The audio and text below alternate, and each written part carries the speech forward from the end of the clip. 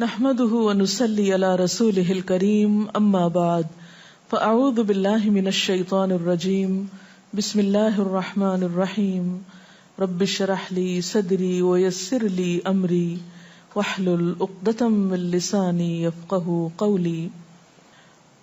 ہماری گفتگو کا موضوع ہے قیامت کی نشانیاں. بحیثیت مسلمان ہم سب کا ایمان ہے کہ یہ دنیا ہمیشہ باقی نہیں رہے گی، ایک دن سب کچھ ختم ہو جائے گا،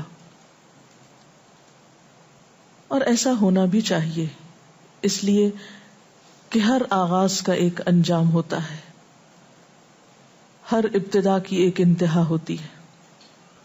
جس چیز پر زندگی آتی ہے اس پر موت کا آنا بھی لازم ہے.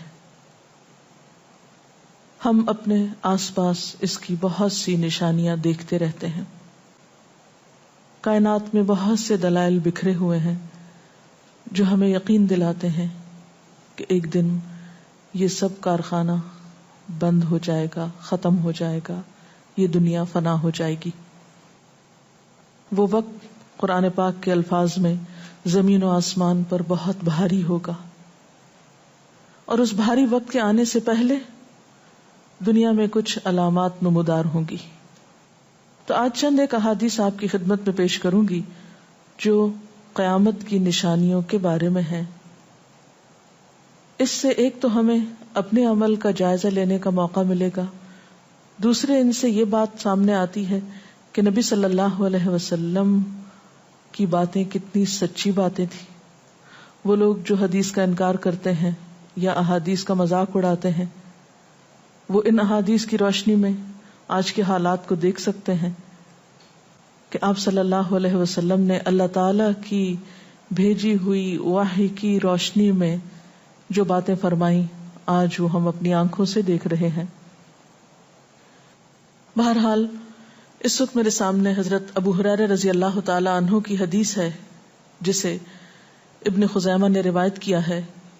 رسول اللہ صلی اللہ علیہ وسلم نے فرمایا، قیامت کی نشانیوں میں سے ہے کہ آدمی مسجد کے پاس سے گزرے گا مگر اس میں 2 رکعتیں ادا نہیں کرے گا. آج کتنے ہی لوگ ایسے ہیں کہ جن کے گھروں کے سامنے مسجدیں ہیں، وہ دن رات مسجدوں سے آوازیں سنتے ہیں لیکن مسجد کے اندر نہیں جاتے. نبی صلی اللہ علیہ وسلم کے زمانے میں اس بات کا تصور ہی نہیں تھا کہ کوئی شخص اپنے آپ کو مسلمان کہے اور پھر وہ نماز نہ پڑھے. اسی لیے ہم دیکھتے ہیں کہ منافقین ہر حال میں مسجد میں پہنچتے تھے، بلکہ انہوں نے اپنی ایک الگ مسجد بھی بنائی تھی یا مسجد نامی عمارت بنائی تھی. لیکن قیامت کے نزدیک مسجدوں کے پاس سے گزرنے والے مسجد نہیں جائیں گے.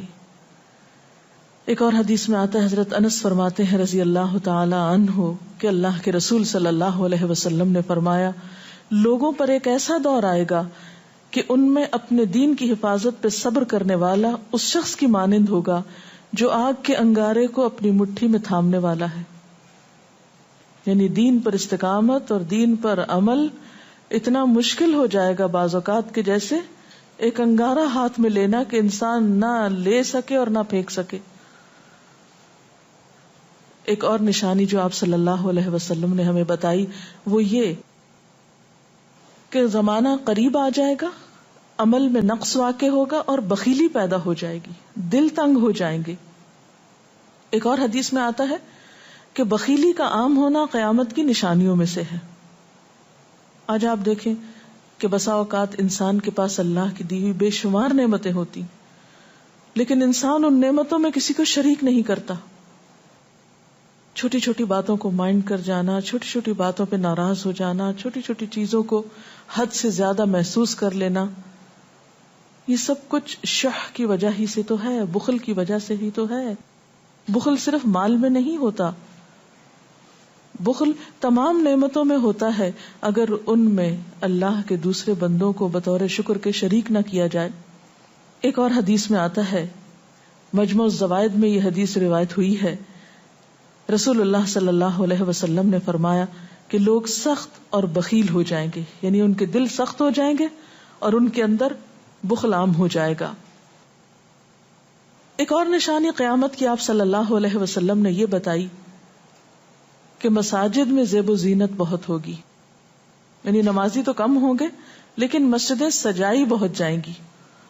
حضرت انس بن مالک کی روایت ہے، مسند احمد نے اس کو روایت کیا ہے، رسول اللہ صلی اللہ علیہ وسلم نے فرمایا قیامت قائم نہیں ہوگی یہاں تک کہ لوگ مسجدوں میں فخر و مباحات کریں گے، یعنی مسجد کے بنانے میں، اس کے سجانے میں، اس کی آرائش میں ایک دوسرے کا مقابلہ کرنے لگیں گے.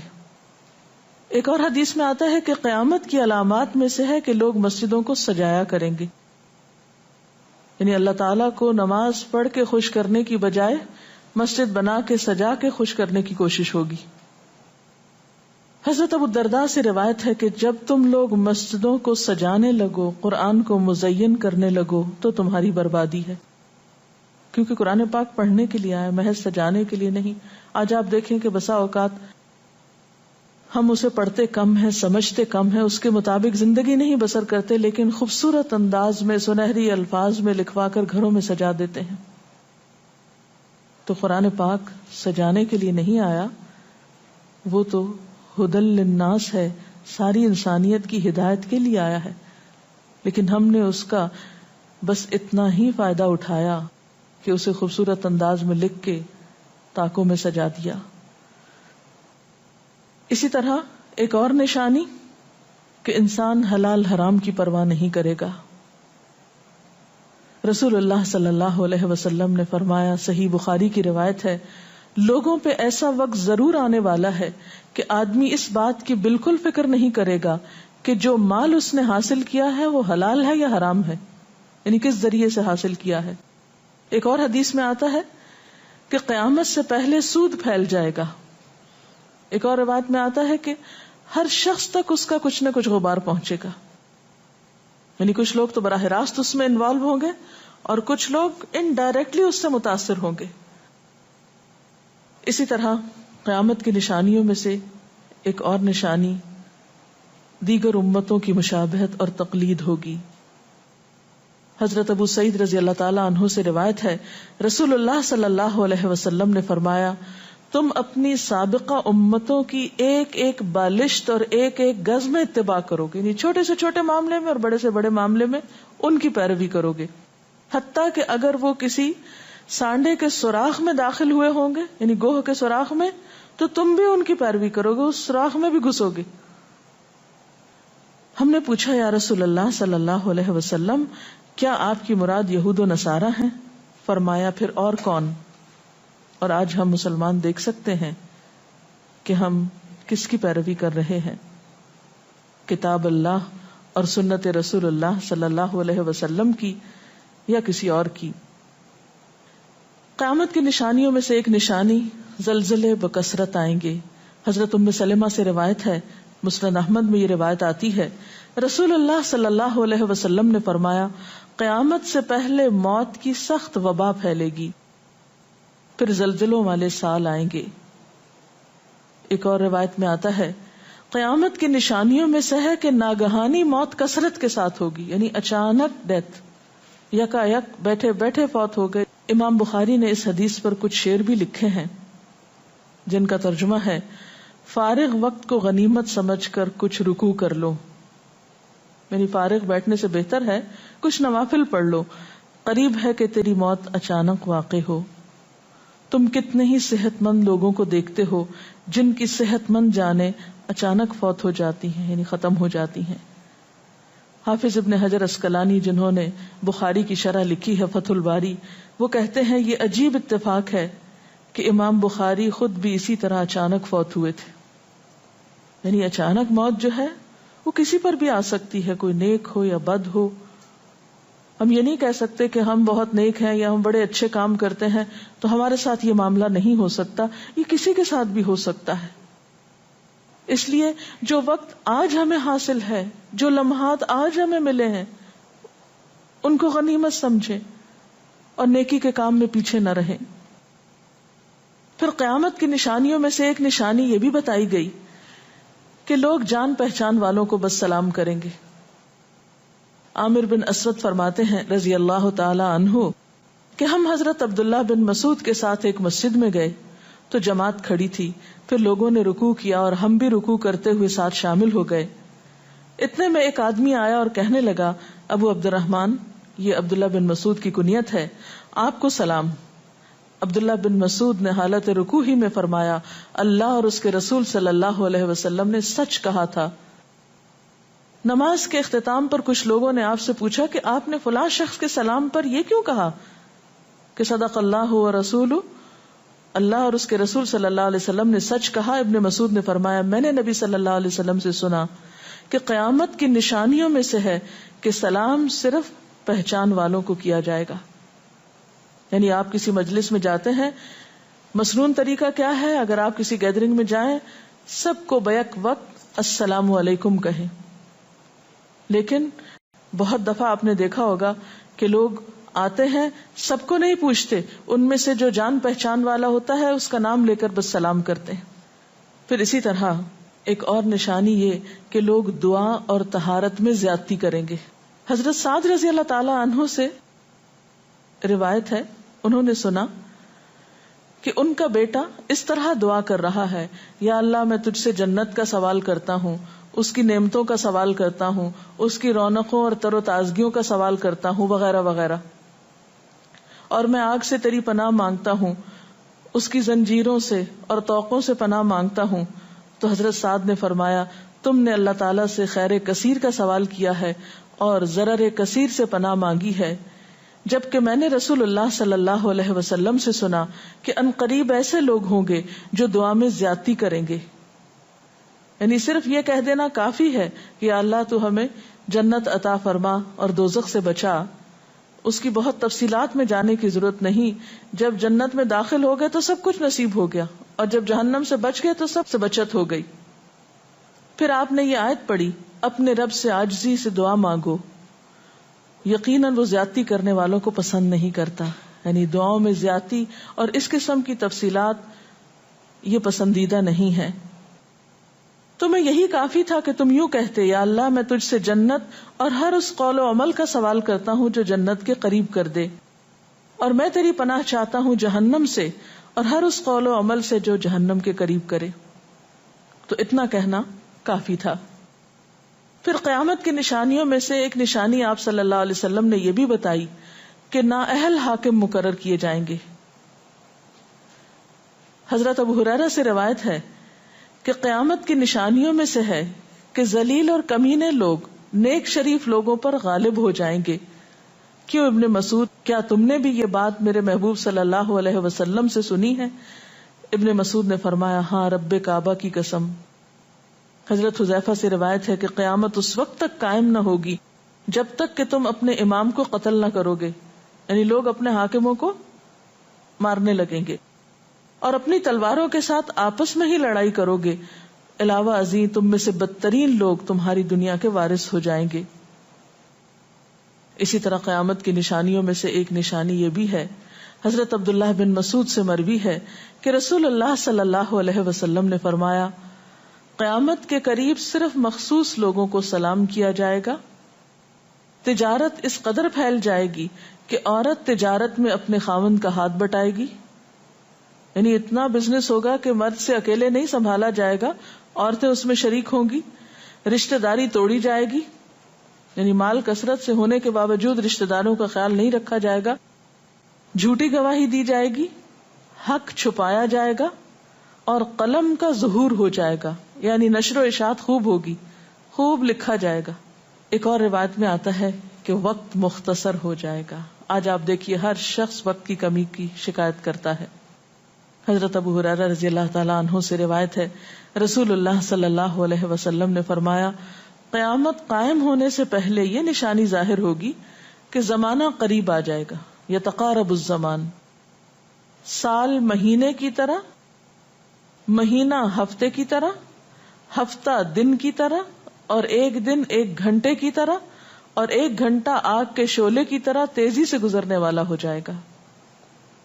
اور آج آپ دیکھیے کہ اللہ کے رسول صلی اللہ علیہ وسلم کی یہ بات کتنی سچ معلوم ہوتی ہے کہ ہر شخص وقت کی کمی کا شکار ہے، اور پتہ ہی نہیں چلتا ہفتہ گزر گیا، پتہ ہی نہیں چلتا مہینہ گزر گیا، پتہ ہی نہیں چلتا سال گزر گیا، پتہ ہی نہیں چلتا اتنی عمر گزر گئی، کل کی بات لگتی ہے.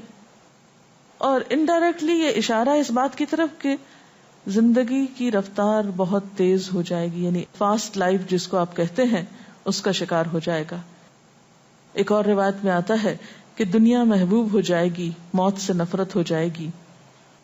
حضرت ابو ہریرہ سے روایت ہے، رسول اللہ صلی اللہ علیہ وسلم نے حضرت ثوبان سے فرمایا، اے ثوبان، اس وقت تمہارا کیا حال ہوگا جب دوسری امتیں تم پر اس طرح ٹوٹ پڑیں گی جس طرح تم کھانے کے برتن پہ ٹوٹ پڑتے ہو.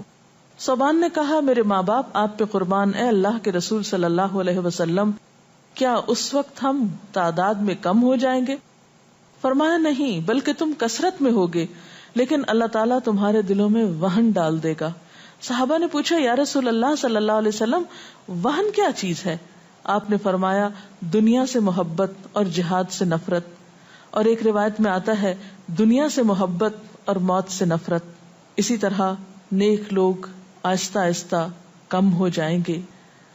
رسول اللہ صلی اللہ علیہ وسلم نے فرمایا، نیک لوگ یکے بعد دیگرے رخصت ہوتے جائیں گے، فوت ہوتے جائیں گے. فضول لوگ باقی رہ جائیں گے، بیکار، نکمے، جس طرح جو کا بھوسا یا ردی کھجور باقی رہ جاتی. اللہ تعالیٰ ان فضول لوگوں کی کچھ پرواہ نہ کرے گا، کوڑے کرکٹ کی طرح ہوں گے جن کی کچھ پرواہ نہ کرے گا کہ ان کو پھینک دیا جائے یا کاٹ دیا جائے یا کہیں جلا دیا جائے. ایسے لوگوں کی اللہ تعالیٰ کو کچھ بھی ضرورت نہیں ہو. حضرت عمرو بن شعیب اپنے والد سے اور اپنے دادا سے روایت کرتے ہیں، رسول اللہ صلی اللہ علیہ وسلم نے فرمایا، لوگوں پر ایک ایسا وقت آئے گا کہ ان کی خوب چھانٹی صفائی کی جائے گی تو فضول لوگ باقی رہ جائیں گے اور نیک لوگ ختم ہو جائیں گے. پھر آپ نے اپنے دونوں ہاتھوں کی انگلیوں کو آپس میں ملا کر فرمایا، اس طرح ان کے وعدے اور امانتیں خلط ملط ہو کر رہ جائیں گے اور وہ اختلافات کا شکار ہو جائیں گے. یعنی نہ ان میں وعدوں کا پاس ہوگا، نہ امانتوں کی ادائیگی کا احساس ہوگا، اور وہ ایک ہی چیز جانیں گے اور وہ لڑائی جھگڑا، اختلافات. کیونکہ کوڑا کرکٹ ہے نا، کوئی وزن تو اس کا ہے نہیں، کوئی اصول تو ہے نہیں، کسی نیک کام میں استقامت تو ہے نہیں. بس جدھر کو پانی جا رہا ہے اس پہ بہ رہے ہیں، ہوا چل رہی ہے اس پہ اڑ رہے ہیں. تو ایسے نکمے اور بیکار لوگ باقی بچیں گے اور پھر ایک دن دنیا اپنے اختتام کو پہنچ جائے گی. ہر گھر میں فتنہ داخل ہو جائے گا. حضرت عوف بن مالک فرماتے ہیں کہ میں غزوہ تبوک کے موقع پر رسول اللہ صلی اللہ علیہ وسلم کی خدمت میں حاضر ہوا جبکہ آپ اس وقت چمڑے کے ایک خیمے میں تشریف فرما تھے. آپ نے فرمایا، قیامت کی 6 نشانیاں گن لو. پھر ایک ایسا عام اور تباہ کن فتنہ ہوگا کہ عرب کا کوئی گھر بھی اس کی لپیٹ میں آنے سے محفوظ نہ رہ سکے گا. تو اللہ تعالیٰ سے دعا ہے کہ وہ ہمارے ایمان اور عمل کی حفاظت فرمائے اور ہمیں نیکی کی توفیق عطا فرمائے، اپنی ذمہ داریوں کو صحیح معنوں میں پورا کرنے کی توفیق عطا فرمائے. اگر آپ کے ذہن میں کوئی سوال ہو تو آپ کر سکتے ہیں. جو لوگ قیامت کی ان علامات کا مذاق اڑاتے ہیں اور کہتے ہیں کہ یہ حالات تو بہت عرصے سے ہیں، قیامت آنی ہوتی تو آ چکی ہوتی، تو ہم کیا کر سکتے ہیں، انہیں کیسے سمجھا سکتے ہیں؟ دیکھیے کہ جو لوگ مذاق اڑانے پر تل جاتے ہیں ان کا کوئی علاج نہیں. نبی صلی اللہ علیہ وسلم کے زمانے میں بھی ایسے لوگ موجود تھے جو دین کے شاعر کا مذاق اڑاتے تھے. قرآن نے ایسے لوگوں کو منافق بتایا ہے. اور بات یہ ہے کہ جب قیامت آئے گی تو پھر کسی سے پوچھ کر نہیں آئے گی، اس کا وقت تو اللہ تعالیٰ کو معلوم ہے، اور جب آ جائے گی تو کوئی اس سے فرار حاصل نہیں کر سکے گا. آج ہمیں اللہ تعالیٰ نے اختیار دیا ہے، چاہیں تو کسی چیز کو مانیں اور چاہیں تو انکار کر دیں، لیکن جب اصل حقیقت سامنے آئے گی تو پھر ہم انکار نہ کر سکیں گے. آپ نے بتایا کہ قیامت کی نشانیوں میں ہے کہ طہارت میں بھی زیادتی کی جائے گی، تو اس سے کیا مراد ہے؟ اس کا معنی یہ ہے کہ لوگ طہارت حاصل کرتے وقت وسائل یا ریسورسز کو بہت ضائع کریں گے. مثلاً یہ کہ وضو کرتے وقت بہت زیادہ پانی لنڈھانا، بہت صابن گرانا، اسی طرح نہاتے وقت بہت پانی ضائع کرنا. نبی صلی اللہ علیہ وسلم کے زمانے میں پانی کی قلت بھی ہوتی تھی، لیکن اس کے باوجود آپ صلی اللہ علیہ وسلم کی تعلیمات میں ہے یہ بات کہ ایک شخص کو آپ نے فرمایا تھا کہ خواہ تم دریا کے کنارے بیٹھے ہو پھر بھی وضو کے لیے اتنا ہی پانی لو جتنا تمہاری ضرورت ہے، یعنی بہت زیادہ پانی ضائع نہ کرو. آج ہم دیکھتے ہیں کہ بہت سے وسائل کے ذریعے پانی کا حصول بعض علاقوں میں بہت آسان ہو گیا ہے اور لوگ بہت ناقدری کے ساتھ پانی ضائع کرتے ہیں. مثلاً بعض دفعہ دیکھا گیا ہے کہ برش کرنے کے وقفے میں ٹیپ کھول دی جاتی ہے، بعض اوقات 5 منٹ تک ٹیپ میں سے پانی بہتا رہتا ہے اور آرام آرام سے لوگ اپنی طہارت اور صفائی کا اہتمام کرتے رہتے ہیں. تو کسی بھی طرح کے وسائل کو ضائع کرنا جو ہے وہ اسلامی تعلیمات کے خلاف ہے، خواہ وہ دین کے کسی کام کے کرنے میں ہی کیوں نہ استعمال کیے جائے، وضو جیسی چیز میں ہی کیوں نہ استعمال کیے جا رہے ہوں. تو طہارت میں مبالغہ آرائی کا مطلب یہی ہے، وسائل کا ضیاع. دعا میں زیادتی کا مقصد کیا لمبی دعاؤں کا بھی مراد یہ ہوگا؟ اصل میں دعا تو حسب ضرورت کی جا سکتی ہے، حسب موقع. کبھی آپ کے پاس وقت زیادہ ہوتا ہے تو آپ دیر تک بھی دعا کر سکتے ہیں، مخصوص اوقات میں، مخصوص قبولیت کی جگہوں پر. لیکن سنت کے طریقے سے ہٹ کر مبالغہ آرائی کے انداز میں دعا کرنا اور پھر ردیف قافیے ملا کر دعا کرنا یا شعر و شاعری کے انداز میں دعا کرنا، ان چیزوں سے منع کیا گیا ہے. وآخر دعوانا ان الحمد للہ رب العالمین. سبحانک اللہم وبحمدک نشہد ان لا الہ الا انت نستغفرک ونتوب الیک. والسلام علیکم ورحمۃ اللہ وبرکاتہ.